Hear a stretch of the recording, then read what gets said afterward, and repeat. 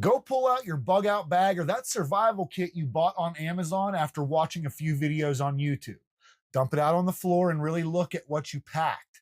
If there's a wire saw in there, a tactical pen, or one of those oversized survival knives with a compass built in the handle, I need you to hear this immediately. You are not prepared for a survival situation. You're prepared for a fantasy.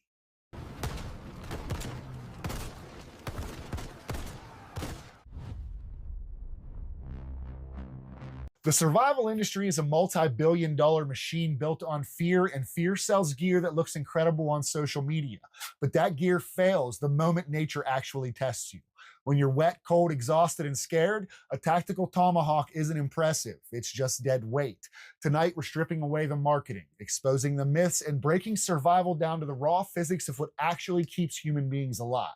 Because the truth is, you can survive the overwhelming majority of wilderness emergencies with just 5 simple tools that fit into a small pouch. But there's a catch. One of the most popular items people carry creates a dangerous illusion of safety, and when it fails, it leaves you with nothing. Before we get there, you need to understand the rule that quietly determines who lives and who doesn't.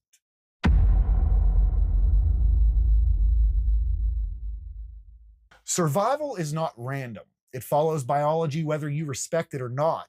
There is a principle taught in every serious survival school called the rule of threes, and it defines the timeline your body operates on when things go wrong. You can survive roughly 3 minutes without air, 3 hours without shelter in harsh conditions, 3 days without water, and around 3 weeks without food. Yet watch how most people pack their bags, loaded with fishing kits, cooking gear, and ways to hunt for calories as if they're planning an extended camping trip.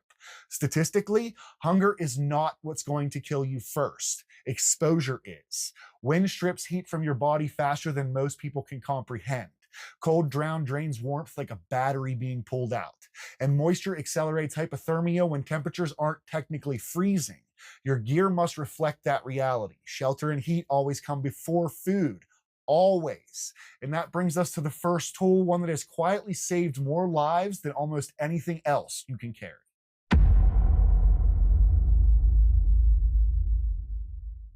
It isn't a tent, and it's not even a tarp. It's a heavy duty Mylar bivvy bag, and I want to stress the words heavy duty because those cheap foil blankets people toss into emergency kits are false confidence wrapped in shiny plastic. A real bivvy bag creates what's essentially a portable microclimate. You crawl inside, it traps the vast majority of your radiant body heat, blocks wind, and sheds water, buying you the one thing survival always demands: time. Picture slipping on a wet rock late in the day and breaking an ankle miles from help while temperatures drop. You are not building a shelter in that condition. You're not gathering branches or demonstrating bushcraft skills. You're trying to stay alive until morning. A bivvy bag allows you to get out of the wind, conserve heat, and prevent your body from spiraling into hypothermia. It weighs only a few ounces, yet can be the difference between an uncomfortable night and your last night. There is simply no excuse not to carry one. Now, once shelter is handled, you immediately face the next survival priority: heat. And this is where many people unknowingly sabotage themselves.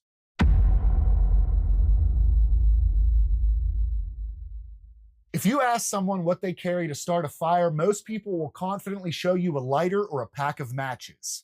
Now, those tools work fine until conditions turn against you. Butane lighters struggle in extreme cold because the fuel won't vaporize properly. And matches, they become useless the moment they get wet or crushed. When daylight is disappearing and your hands are losing dexterity, fragile solutions are not good enough. A ferro rod, on the other hand, throws sparks hot enough to ignite tinder in a brutal condition. It does not care if it's soaked, frozen, dropped in the dirt, and it doesn't run out of fuel. But owning one isn't enough. You have to practice with it. Panic destroys your fine motor skills, and a tool you don't understand becomes nothing more than extra weight. Fire is not about warmth, it signals rescuers, dries clothing, purifies water, and provides a psychological anchor that keeps fear from taking over. Few things stabilize the human mind faster than seeing a flame when everything around you is dark and cold. And once you have fire, the next threat becomes unavoidable: dehydration.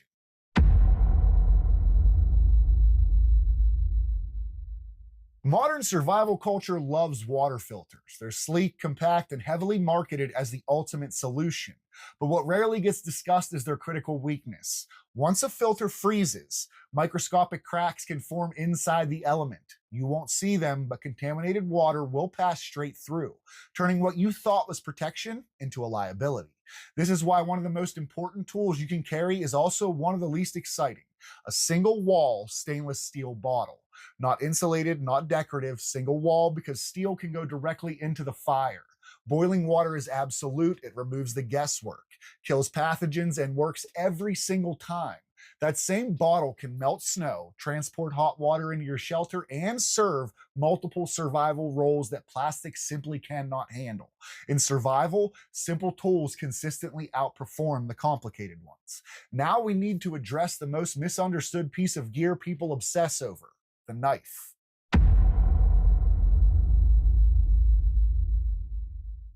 The survival knife market thrives on intimidation: oversized blades, hollow handles, aggressive designs meant to look unstoppable.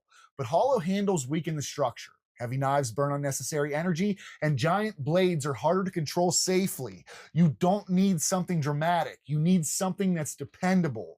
A full tang fixed blade, where the steel runs through the entire handle, gives you strength you can trust. Somewhere around 4 or 5 inches is ideal. Large enough to process wood when necessary, but controlled enough for detailed work.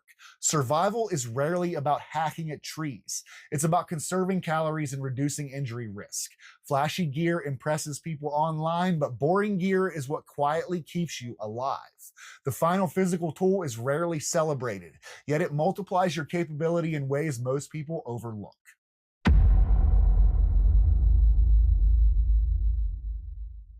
Cordage is one of those items you really don't think about until you desperately need it. While paracord gets most of the attention, Bankline offers a compelling advantage for compact kits because you can carry significantly more in the same space. More length means more options: building shelter, repairing gear, creating splints, securing equipment. And versatility is everything when conditions are unpredictable. But even if you carry every tool we just discussed, there is something far more dangerous than being under equipped: it's panic.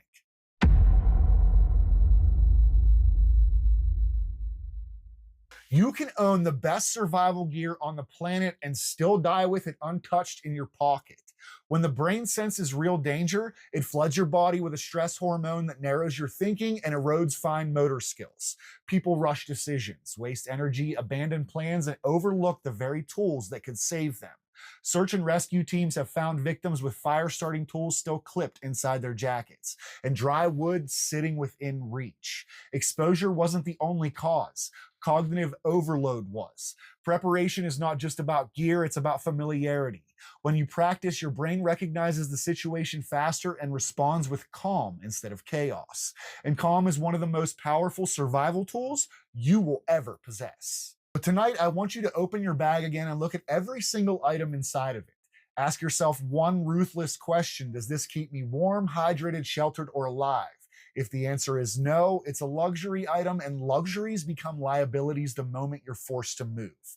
The wilderness does not care how confident you felt packing that bag. It only responds to physics: heat versus cold, hydration versus depletion, and energy versus exhaustion. These 5 tools aren't trendy and they aren't exciting, but they are equalizers. They turn a potential tragedy into something survivable and give you a fighting chance when conditions stop being forgiving. Stop buying fantasy, start building capability, and remember that survival is rarely about doing more. It's about doing what matters before your options disappear. Stay ready.